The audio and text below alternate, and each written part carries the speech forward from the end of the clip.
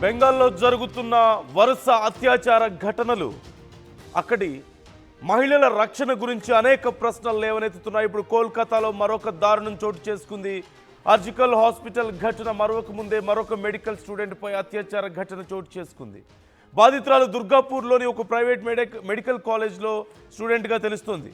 రాత్రి భోజనం చేసేందుకు ఫ్రెండ్తో కలిసి బయటకు వెళ్ళింది యువతి. అదే సమయంలో ఇద్దరిని కొందరు దుండగులు వెంబడించినట్లుగా తెలుస్తోంది. ఆ భయంతో ఆ యువకుడు ఆ యువతిని వదిలేసి పారిపోయాడు. అక్కడ ఉన్నటువంటి ఆ బాధితురాల్ని సమీపంలోని అడవుల్లోకి లాక్కెళ్ళినటువంటి ఆ గ్యాంగ్ దారుణంగా అత్యాచారానికి పాల్పడినట్లుగా తెలుస్తోంది. వరుస ఘటనలు ఇప్పుడు దేశవ్యాప్తంగా సంచలనం రేపుతున్న పరిస్థితి మనకు కనిపిస్తోంది.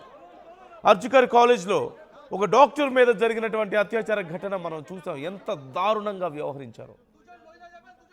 ఆ తర్వాత సౌత్ కోల్కతాలో ఒక లా స్టూడెంట్ మీద జరిగినటువంటి ఘటన మనం చూసాం. ఇప్పుడు మరొకసారి ఒడిశాకు చెందినటువంటి ఒక 23 ఏళ్ల యువతి పైన,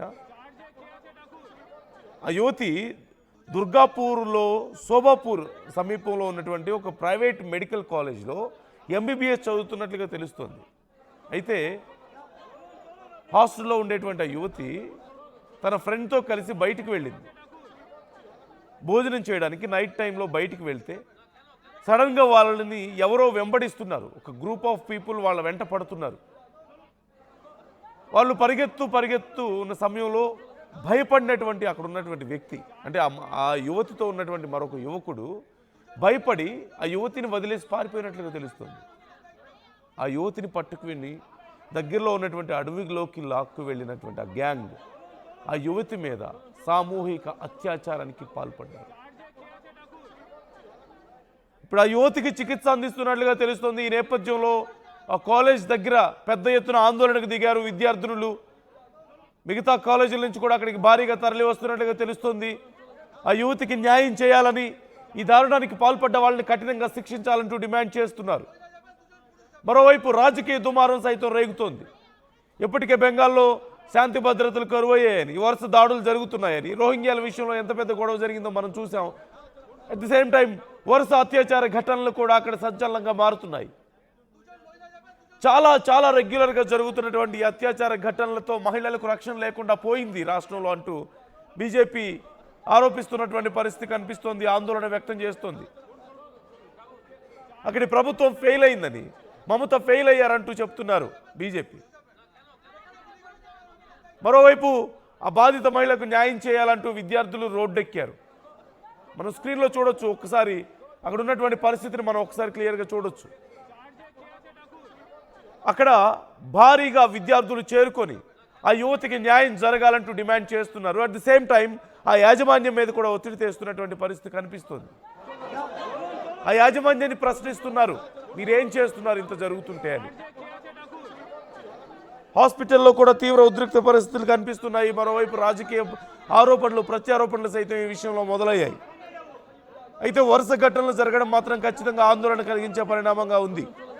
ఆర్జికర్ కాలేజీలో డాక్టర్ మీద, ఆ తర్వాత ఈ సౌత్ కోల్కతాలో ఒక లా స్టూడెంట్ మీద, ఇప్పుడు మరొకసారి ఈ శోభాపూర్ సమీపంలో ప్రైవేట్ కాలేజీలో ఎంబీబీఎస్ చదువుతున్న 23 ఏళ్ల యువతి మీద సామూహిక అత్యాచారాలు, మహిళల రక్షణ గురించి కొత్త ప్రశ్నలు లేవనెత్తుతున్నాయి.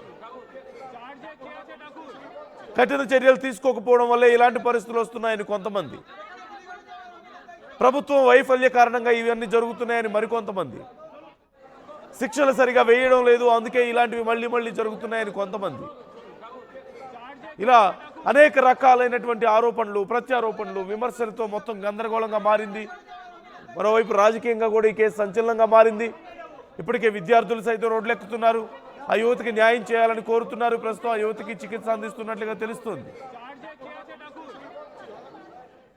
దేశవ్యాప్తంగా అనేక చోట్ల ఇలాంటి ఘటనలు చోటు చేసుకుంటూనే ఉన్నాయి. అయితే కోల్కతాలో ఈ ఘటనలు వరుసగా జరగడం ఇప్పుడు ఆందోళన కలిగిస్తోంది అంటున్నారు. అయితే ఈ విషయానికి సంబంధించి ఇంకా సమాచారం అందాల్సి ఉంది. ప్రస్తుతం ఆ యువతి పరిస్థితి కొంత సీరియస్గా ఉన్నట్లుగా తెలుస్తుంది. చికిత్స అందిస్తున్నారు. మరోవైపు పోలీసులు అక్కడ ఉన్నటువంటి సీసీ ఫుటేజ్ ఆధారంగా ఈ కేసుకు సంబంధించి విచారణ చేస్తున్నట్లుగా తెలుస్తోంది. అతి త్వరలోనే వారిని గుర్తిస్తాం, ఎవరు దాడి చేశారో, ఎవరు అత్యాచారానికి పాల్పడ్డారో వారిని గుర్తిస్తామంటున్నారు. అలాగే ఆ యువతిని వదిలేసి పారిపోయినటువంటి యువకుడిని కూడా ప్రశ్నిస్తున్నట్లుగా తెలుస్తోంది. ఎవరు వెంటపడ్డారు, ఎందుకు వెంటపడ్డారు, అలా ఎలా జరిగింది ఈ ఘటన అనే దానికి సంబంధించి ప్రశ్నిస్తున్నట్లుగా తెలుస్తోంది. జరుగుతున్నటువంటి వరుస ఘటనల పట్ల మీ అభిప్రాయాలు ఎలా ఉన్నాయి కామెంట్ చేసే ప్రయత్నం చేయండి. ఒకసారి అక్కడ ఉన్నటువంటి పరిస్థితిని నేను మీకు క్లియర్గా చూపిస్తాను.